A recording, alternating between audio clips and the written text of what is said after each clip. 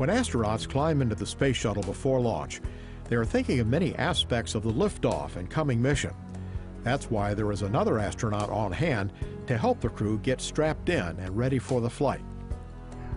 You got your mind on a lot of stuff when you're getting into the shuttle and getting ready to launch into space, and hooking up connections isn't always top of your priority list. Following their basic astronaut training, many astronauts are assigned to astronaut support personnel duties. As an astronaut, you try and learn so many things so that when it first comes up, when you're a rookie launching, you know what to expect. And there are only a few jobs that really teach you what to expect. And one of them is to be working here at the Cape, at the Kennedy Space Center, as an astronaut support personnel.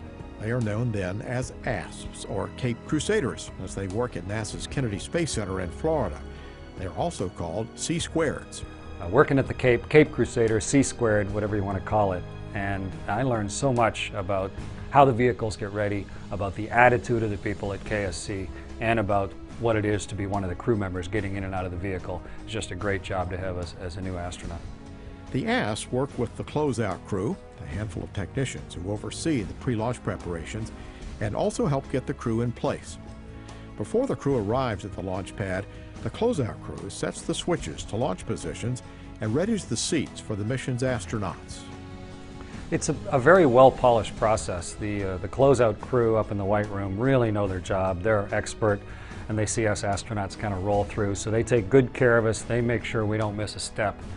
And you, as the astronaut support personnel, you're helping with that process, but really those guys have the responsibility. You get in and you make sure things are good, and you make sure none of the switches are bumped, and you take care of the things that you're responsible for. But the work is unusual because the space shuttle is standing on its tail, so the crew compartment is tilted, and the seats that would normally be on the floor appear to be hung on the wall. This means the ASP technicians and astronauts have to step carefully and literally climb into their seats, throwing their legs up over their heads to get into position. We pretty much say we just lay there and they do all the work for you. Because if you try to help, you actually hinder them. It's one of those type of situations.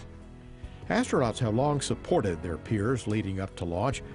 More than 50 years ago, astronaut John Glenn helped Alan Shepard get inside the small Mercury capsule before the launch on May 5, 1961, that would make Shepard the first American in space. Astronaut Doug Hurley led the ASP crew that helped the STS-107 crew strap in before the launch of Columbia in January 2003.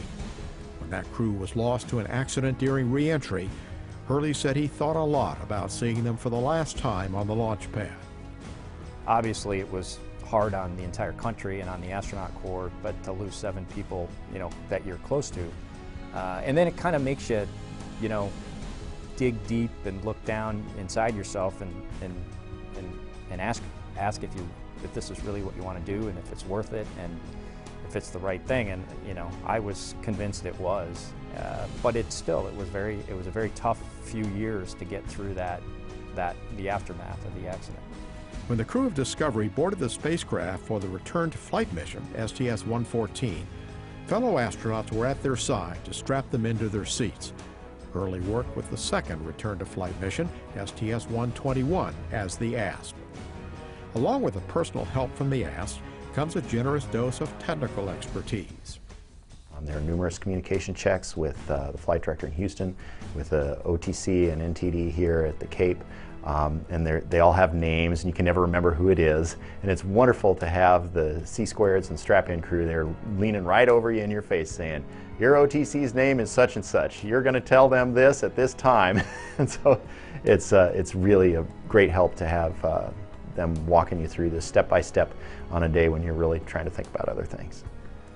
Other aspects of the work involve simple camaraderie. But it's a fantastic thing, and the ASP, the person who puts you in, the one that actually buttons you up and tightens up all the belts, is usually a friend of yours too. So it's kind of nice to have that face as the last face as they go out the door and close the hatch. That's who you see.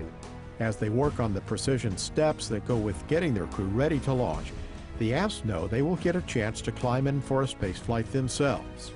It's really nice when then it's your turn to be wearing the pumpkin suit and standing there and having those guys joke with you as they put all the harness and everything on, and have yourself basically bolted into the vehicle to get ready for launch. The ASPs and technicians know how important their work is to a successful launch day, though it is part of the precise choreography involving specialists, technicians, and engineers from across many fields. It's just one more link in an endless chain of counting on the expertise of so many people that allows a crew and a shuttle to launch.